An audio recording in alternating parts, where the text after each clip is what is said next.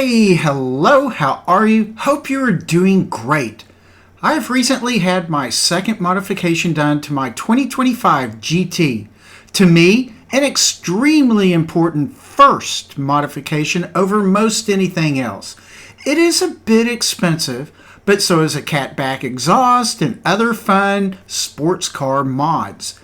This video highlights my 2025 GT being PPF'd at Wrap Garage in Greenville, Texas. This was a 2-day installation process that aids in protecting the car from paint damage and sometimes small dents. What is PPF? PPF is paint protective film, basically a plastic film placed on the car to protect high impact areas to keep your paint safe from damage by rocks, gravel, sand, and other road debris. The 3M PPF I got is a variety of 3M's self-healing paint protective film. Self-healing means that with warmth, the top coat of the film will self-heal from scratches, swirl marks, and other imperfections. PPFing a car is not cheap. Typically for only the front clip, like what I did, bumper to the front windshield, including fenders, and sometimes the headlights and side mirrors, it will cost between $1,200 and $1,500 on the low end, up to $3,500 on the high end for really complex applications like, well, my C8Z06 or a Lamborghini Urus. Although, if you're good at cleaning car paint, really good, and good with your hands and patient, you can buy a full front clip PPF kit and apply it yourself. The cost would be far less. Why PPF your car? PPF can increase your car's resale value and save on repainting or PDR costs, making it a long-term investment. I had a full front PPF on my 2023 C8Z06, and it certainly helped on the resale value. It kept the whole front of the Corvette looking like new.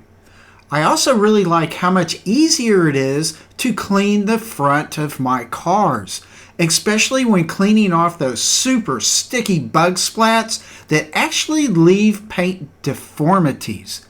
PPF is a great product for cars used in street rallies, spirited group cruises, as well as for those around a lot of construction trucks and trailers.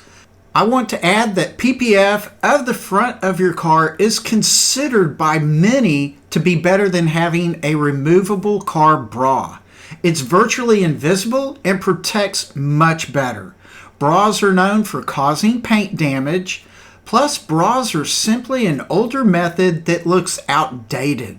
Although bras are a cheaper option, they can't fully protect the full front of a car like PPF can, although bras can protect more against larger rocks. Here is a very important consideration. To PPF your car, you will have to expect to do without your car for 2 to 7+ days. The PPF has a curing period after installation that you need to account for. If you cannot use your car for several days, that's great. Otherwise, you're going to need to make special plans. Now a bit about the PPF install. Before anything, the proper PPF kit must be decided upon. When going to a professional install shop, they will likely go through several possible kits. They may also copy patterns from multiple computer CAD kits to get the best portions for the best fitment. The CAD kit patterns are then processed and printed on a plotter cutter. The resulting PPF sheet is then taken to a large table, and each portion of the kit is weeded out from the waste. There is nothing exciting about the application of the PPF.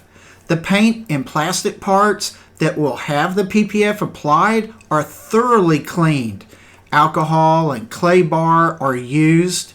Absolutely no debris can be under that PPF. Any parts that are getting PPF'd are removed. For my GT, the hood grille and the 5.0 emblems on each side were removed. One reason is that dirt can get up under them and might mess up the ability of the PPF to stick to the paint. It also allows for the PPF to wrap or cover those areas better. Applying the PPF is a very slow process. Patience is required. It's basically self-explanatory.